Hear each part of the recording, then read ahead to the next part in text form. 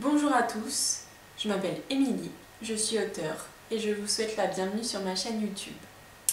Alors pourquoi est-ce que je crée cette chaîne? Eh bien tout simplement parce que comme beaucoup d'auteurs qui sont sur les réseaux sociaux, j'ai pensé que mes conseils pouvaient en aider certains.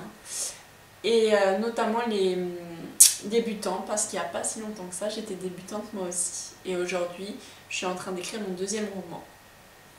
Pour que vous en appreniez un petit peu plus sur moi, j'ai décidé de faire le tag AuteurTube. Alors c'est parti, je prends mon livre avec les questions. Première question, comment avez-vous entendu parler de la communauté AuteurTube? Eh bien ça fait maintenant 1 an je pense que je suis la chaîne de Christelle Le Bailly. Et donc c'est tout simplement grâce à elle que j'ai découvert la communauté. Et ensuite, je me suis créé mon compte Instagram d'auteur. Et grâce à ce compte, j'ai connu encore plus d'auteurs. Voilà. 2. Dans quel genre écrivez-vous? Alors pour l'instant, du coup, comme je viens de le dire, j'ai terminé mon premier roman.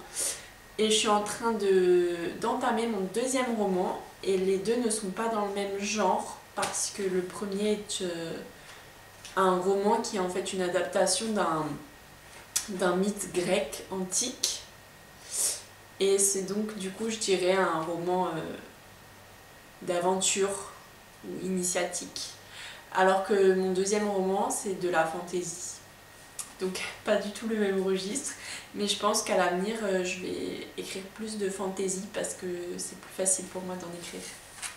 Troisième question, à quel temps préférez-vous écrire? Quel est votre point de vue préféré et quel public visez-vous? Alors, à quel temps préférez-vous écrire? Pareil, c'est compliqué, parce que mon premier roman, je l'ai écrit au présent, et là, le deuxième, je l'écris au passé, et j'écris à côté des nouvelles que j'écris aussi au passé, donc je crois que je préfère écrire au passé. C'est plus facile à écrire, je trouve, parce que je lis plus de livres au passé. Le premier roman que j'ai écrit, j'ai mis beaucoup de temps à l'écrire parce qu'il est au présent et que du coup c'était un peu difficile pour moi par moment. Point de vue préféré, le point de vue interne. Des fois j'écris à la première personne et d'autres fois à la troisième personne, mais c'est toujours un point de vue interne, c'est-à-dire que même si c'est à la troisième personne, mon narrateur n'a les pensées que d'un seul personnage et voit à travers les yeux d'un seul personnage.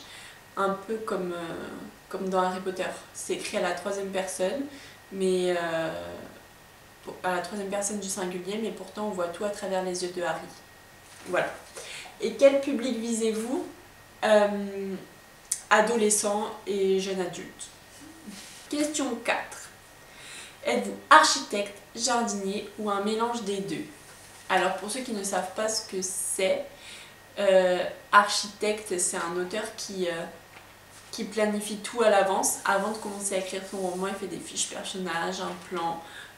Alors qu'un jardinier, il a juste l'idée en tête et il se lance dans l'écriture avec seulement une idée, sans même savoir ce qu'il va écrire. Il se lance dans l'écriture et il découvre découvre les événements en même temps qu'il écrit. Je pense que pour l'instant je suis un mélange des deux parce que mon premier roman, vu que c'était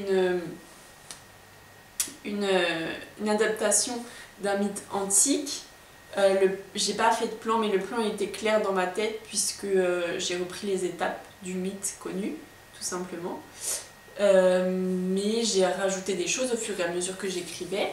Et là, pour mon deuxième roman, en fait, je me suis lancée dans l'écriture avec seulement l'idée de mes 2 premiers chapitres.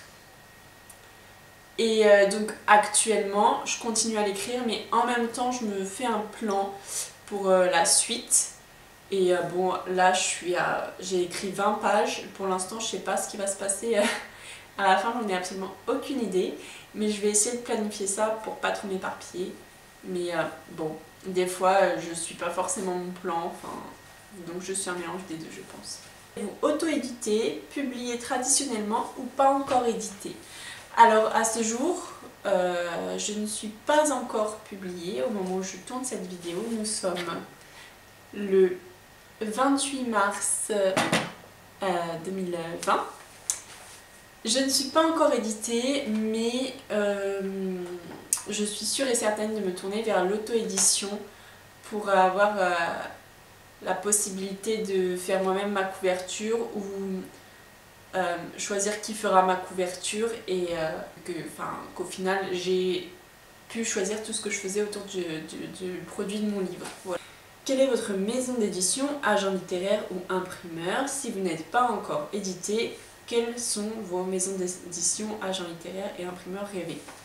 Alors, je ne suis pas encore éditée comme je viens de le dire, mais je passe par une plateforme d'auto-édition qui s'appelle monbeaulivre.fr où on peut s'auto-éditer sans beaucoup de connaissances. Quel genre de vidéo peut-on s'attendre à trouver sur votre chaîne?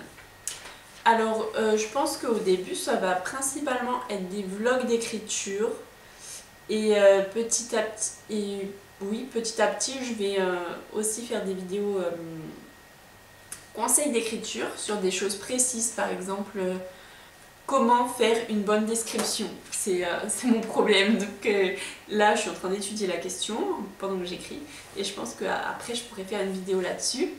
Quand avez-vous commencé à écrire? Alors je pense que je devais être en primaire ou début de collège. Je devais avoir 11 ans à peu près. Ouais. J'ai peut-être écrit quelques petites choses en fin de primaire, mais je ne me rappelle plus le premier essai de roman dont je me rappelle, je crois que c'était en 6e. 9. Quelle a été la toute première histoire que vous avez écrite? Et bien c'est justement cette histoire de roman quand j'étais en 6e où je venais de finir de lire un roman, mais je ne sais plus comment il s'appelle, que j'avais beaucoup aimé, que j'avais emprunté au CDI du collège, et c'était une histoire fantasy d'un petit bonhomme qui d'un peuple, on va dire, style comme les Minimoys, sauf que c'était pas les Minimoys, et qui vivait dans les arbres. Enfin c'était assez sympa.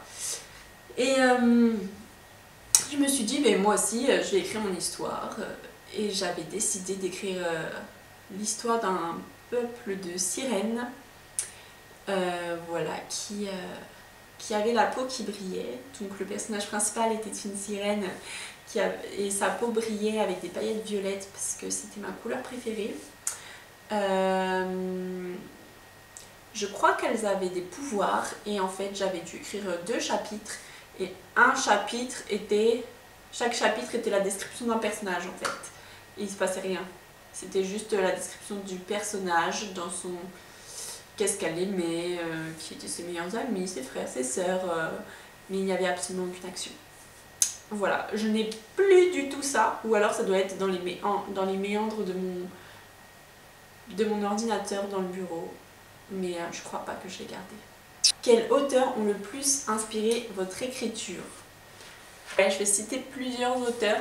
On va dire qu'en auteur classique, qui m'ont en fait donné le goût de la lecture et du coup de me dire que ah ouais, moi aussi j'aimerais bien écrire quelque chose qui me fasse ressentir ça à des gens. Il y a eu Victor Hugo avec la lecture des Misérables quand j'étais au lycée, que j'ai juste adoré. C'était, je crois qu'à ce jour c'est le roman qui m'a le plus marqué. Et le deuxième, je pense que c'est Agatha Christie, et plus particulièrement son roman Les 10 petits nègres, pareil, que j'ai vraiment adoré. Mais ce qui est bizarre, c'est que je pense qu'à ce jour ça reste les 2 romans qui ont le plus marqué ma vie, mais ce n'est pas du tout le registre dans lequel j'écris, hein, les deux. Rien à voir avec ce que j'écris, mais bon, c'est pas grave. Question 11. Est-ce que vous planifiez vos sessions d'écriture ou écrivez-vous seulement quand vous avez le temps? Alors, actuellement, on est, du coup, je disais, le 28 mars 2020, donc on est en plein confinement.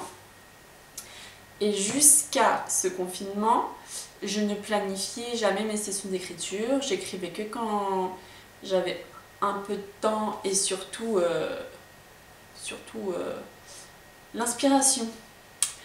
Ce qui fait que j'écrivais pas très souvent, peut-être une fois par semaine, j'écrivais, je sais pas moi, 1000 mots une fois par semaine, voire moins, parce que des fois je restais 3 semaines, 5 semaines sans écrire.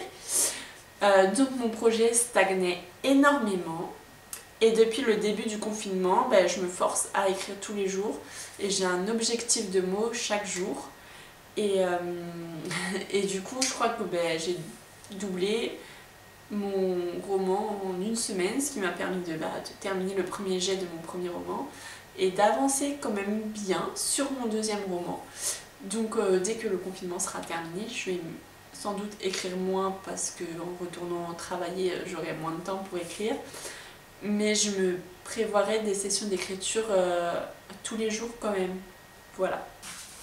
Alors je suis désolée, la caméra avait coupé et c'est pour ça que je termine ce tag dans une autre pièce et dans une autre tenue. Donc bienvenue dans mon bureau du coup. Et je reprends là où j'en étais. Écrivez-vous à l'ordinateur, à la main ou à la machine à écrire, et où écrivez-vous en général? Moi j'écris exclusivement sur mon ordinateur, que ce soit mes plans, les fiches personnages ou mes premières idées. Généralement tout est sur l'ordinateur. J'ai juste un cahier exactement comme celui-ci qui m'accompagne si jamais j'ai une idée qui me vient et que j'ai pas mon ordinateur sous la main. Où écrivez-vous en général? Ces temps-ci c'est plutôt sur la table de mon salon face à une carte du monde, mais ça peut être aussi dans mon canapé, à mon bureau, partout. J'ai écrit dans un café, c'était cool aussi.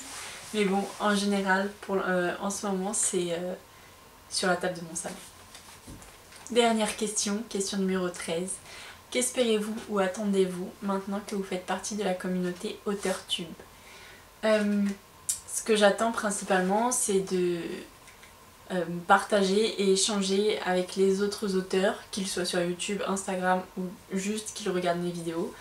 Et j'espère aider des jeunes auteurs comme moi à se lancer dans l'aventure d'écrire un roman et de publier.